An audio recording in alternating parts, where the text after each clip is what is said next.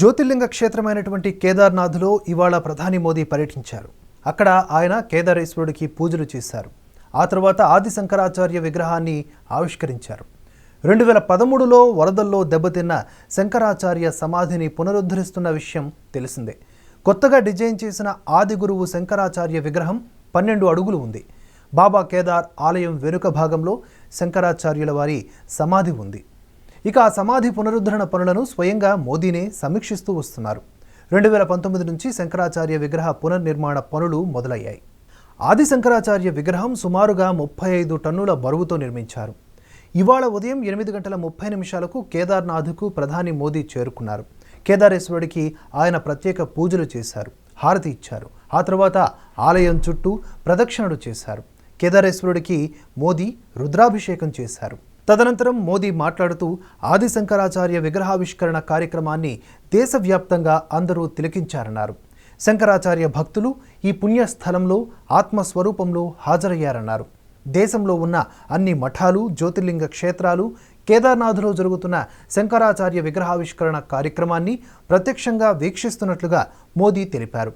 2013లో వచ్చిన ఉప్పెనలో 8వ శతాబ్దానికి చెందిన మతగురువు శంకరాచార్య సమాధి ధ్వంసమైన విషయం తెలిసిందే. అయితే కేదార్నాథ్ను మళ్లీ పునర్నిర్మాణం చేపడతారా అన్న సందేహాలు ప్రజల్లో ఉండేవని, కానీ తన మనసులో ఒక స్వరం ఎప్పుడూ కేదార్ను అభివృద్ధి చేయవచ్చు అని వినిపించేదని మోదీ అన్నారు. గడిచిన 100 ఏళ్లలో వచ్చిన భక్తుల సంఖ్య కన్నా రాబోయే 10 ఏళ్లలో ఇక్కడకు వచ్చే భక్తుల సంఖ్య ఎక్కువగా ఉంటుందని మోదీ అన్నారు. కేదార్నాథ్లో జరుగుతున్న అభివృద్ధి పనులను ఢిల్లీ నుంచి ప్రతినిత్యం సమీక్షించినట్లుగా ప్రధాని ఈ సందర్భంగా వెల్లడించారు. డ్రోన్ ఫుటేజ్ ద్వారా ఇక్కడ జరుగుతున్న అన్ని అభివృద్ధి పనులను పర్యవేక్షించినట్లుగా ఆయన చెప్పారు. కేదార్నాథ్లో జరుగుతున్నటువంటి పనులకు సూచనలు ఇచ్చిన ఉత్తరాఖండ్కు చెందిన రావల్స్కు ప్రత్యేకంగా మోదీ ధన్యవాదాలు తెలిపారు. ఆది శంకరాచార్య సమాధి పునఃస్థాపన భారతీయ ఆధ్యాత్మిక సమృద్ధికి నిదర్శనంగా నిలుస్తుందన్నారు. బాబా కేదార్ క్షేత్రం ఓ అలౌకిక అనుభూతిని కల్పిస్తుందన్నారు.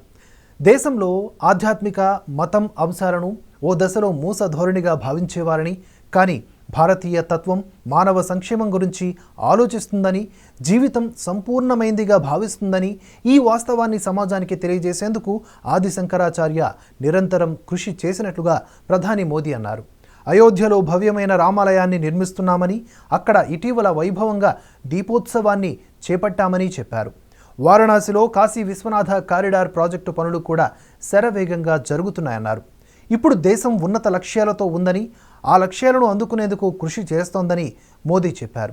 కేదార్నాథ్లో మరో 130 కోట్ల రూపాయలకు సంబంధించిన అభివృద్ధి పనులను కూడా మోదీ ప్రారంభించారు. దీంతో పాటుగా కేదార్పురి పునర్నిర్మాణ ప్రాజెక్టులకు కూడా ప్రధాని మోదీ శంకుస్థాపన చేశారు.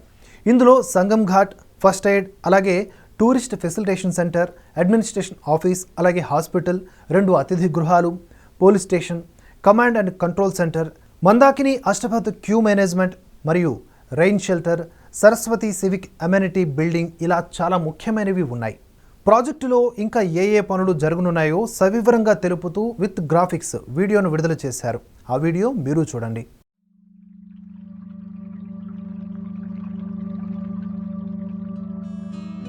श्री केदारनाथ धाम हिंदू धर्म की पवित्र तीर्थ नगरी हिमालय की गोद में मंदाकिनी और सरस्वती के संगम पर स्थित है।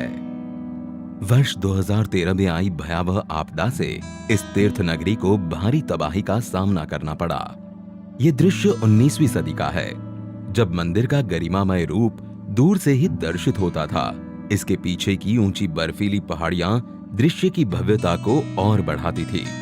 फिर धीरे धीरे इसके चारों ओर अनियोजित इमारतें बन गई और मंदिर मानो कहीं छिप सा गया।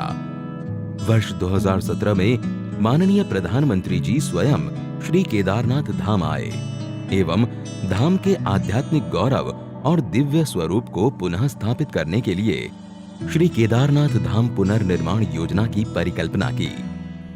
यहाँ की रुचि प्रकृति प्रवृत्ति के अनुसार ही इसका पुनर्निर्माण किया जाए। उसमें आधुनिकता होगी, लेकिन उसकी आत्मा वही होगी जो सदियों से केदार की धरती ने अपने भीतर संजोए रखा हुआ है। ऐसा पुनर्निर्माण करने की दिशा में इसका काम होगा। इस परिकल्पना के आधार पर सभी हितधारकों की भागीदारी से पर्यावरणीय संतुलन बनाते हुए एक महायोजना तैयार की गई थी। गौरीकुंड से 16 किलोमीटर दूर पैदल मार्ग पर स्थित धाम में इस पैमाने की परियोजना को क्रियान्वित करना, इसके लिए निर्माण सामग्री जुटाना, दुश्वार मौसम और विषम भौगोलिक परिस्थितियों के बीच एक बड़ी चुनौती थी। मंदिर तक पहुंच मार्ग का निर्माण पहले कार्य के रूप में लिया गया। आपदा से पहले मंदिर परिसर में 10 फीट संकरे गलियारे में स्थित कई भवन क्षतिग्रस्त हो गए थे और 30,000 टन मलबा चारों ओर फैल गया था। इस मलबे को 840 फीट सीढ़ीदार मंदिर गलियारे के रूप में विकसित किया गया। इसका निर्माण क्षेत्रीय कारीगरों द्वारा 20,000 स्थानीय उपलब्ध पत्थरों का उपयोग करके किया गया। 2 नदियों के संगम पर स्थित इस 104 फीट व्यास वाले आगमन प्लाजा का निर्माण वृत्ताकार रूप में 51,000 स्थानीय पत्थरों का उपयोग करके किया गया है। वहीं मंदिर प्लाजा का निर्माण 4,340 वर्ग मीटर क्षेत्र में 15,200 स्थानीय पत्थरों से किया गया है। बाढ़ से सरस्वती और मंदाकिनी नदी के किनारों के साथ बह गई भूमि के पुनर्ग्रहण तथा बहुस्तरीय बाढ़ सुरक्षा कर मंदिर परिसर को एक द्वीप के रूप में बहाल करने के लिए दोनों नदियों पर बाढ़ सुरक्षा दीवारों का निर्माण कार्य किया गया। आपदा से क्षतिग्रस्त हो गए तीर्थ पुरोहितों के आवासों के पुनर्निर्माण का कार्य चौथे कार्य के रूप में लिया गया। चरणबद्ध तरीके से तीर्थ पुरोहितों के घरों का निर्माण स्थानीय पत्थर, लकड़ी और ढलवा छत उपयोग कर स्थानीय स्थापत्य शैली द्वारा किया जा रहा है। 5वें कार्य के रूप में आपदा से क्षतिग्रस्त श्री आदि गुरु शंकराचार्य समाधि के पुनर्निर्माण को लिया गया। ऐसा भव्य दिव्य आदि शंकर का वो स्थान बने, उनका समाधि स्थल बने, और वो भी ऐसे बने कि आदि शंकर का स्थान केदार से थोड़ा सा भी अलग हुआ ऐसा अनुभव न करे।